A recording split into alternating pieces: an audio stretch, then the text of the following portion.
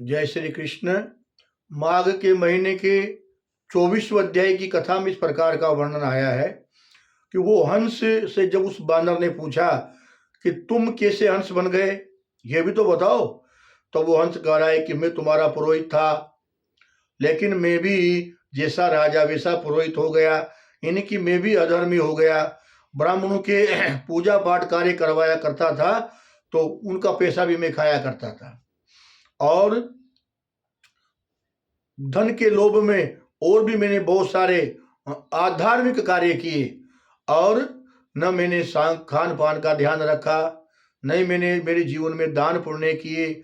और जब मेरी बहन के यहाँ मैं गया तो एक खांसी का कटोरा में चोरी करके ले आया। वो कह रहा है मेरी पत्नी ने भी वो खांसी का कटोरा चोरने में मेरा साथ दिया, इसलिए हम दोनों नरक में गए। नरक में दंड यातनाएं भोग करके और 30,000 वर्ष तक दंड यातनाएं भोगी, और फिर वहाँ रात को चाटते रहते थे और बहुत दुर्गंध थी। लेकिन उस भयानक नरक को भोग करके जब हमारा यहाँ जन्म हुआ तो हम हंस और हंसनी के रूप में यहाँ हुए हैं। लेकिन कुछ क्योंकि मेरा पुराना देव कृपा से गायत्री का जाप करना आदि कुछ पुण्य मेरे होंगे, उससे मुझे पूर्व जन्म का ज्ञान है। तो अब वो प्रेत कह रहा है केरल का कि मैंने वो हंसों का ज्ञान सुना तो मुझे भी ज्ञान जागृत हो गया कि ये अधर्म नहीं करना चाहिए।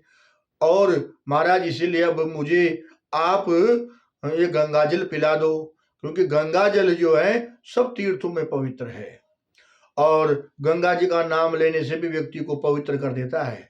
कोई गंगा के किनारे खड़ा हो जाए और गंगा की हवा उसके लगे, उसमें भी वो पवित्र हो जाता है। ऐसा गंगा का महत्व है। गंगा ने ही 60,000 सगर के पुत्रों का उद्धार किया था। इसीलिए हे पथिक, अब तुम मुझे गंगा जल पिलाओ। तो पथिक ने कहा कि भाई गंगा जल बहुत पवित्र है, और इसकी एक बूंद भी मरने वाले प्राणी के कंठ में डाल दी जाए, उसमें वो भव बंधन से मुक्त होकर के भगवान के धाम को चला जाता है।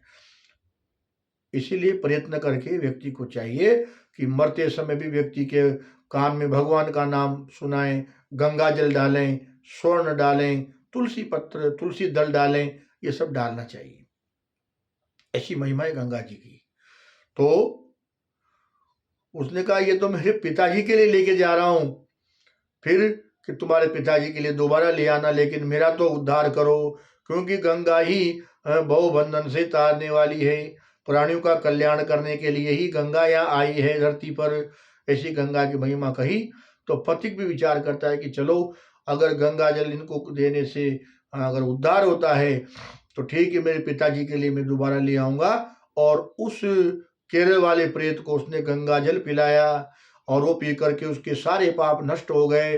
तब वो पथिक दोबारा अपने पिताजी के लिए गंगा जल लेने के लिए चला गया, और वो प्रेत प्रयागराज में आ गया है, क्योंकि उसको ज्ञान हो गया।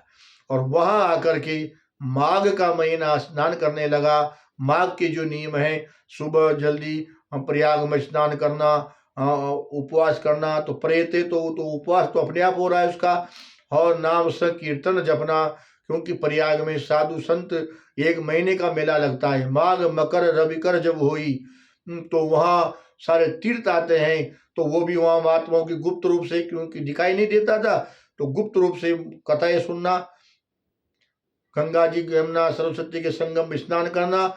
ऐसे माघ का महीना नहाया, और तब वो अपने उस शरीर को छोड़ करके दिव्य शरीर धारण करके अपने वापस दिव्य लोक को चला गया। तब उसके सेवक सेविकाएं आ गई और उसकी जय जयकार होने लगी। तो इस प्रकार से ये यहाँ 24वें अध्याय का महत्व था, जो आपको यहाँ बताया गया। और फिर अगले वीडियो में और नई चर्चा करेंगे। सभी को एक बार जय श्री कृष्ण।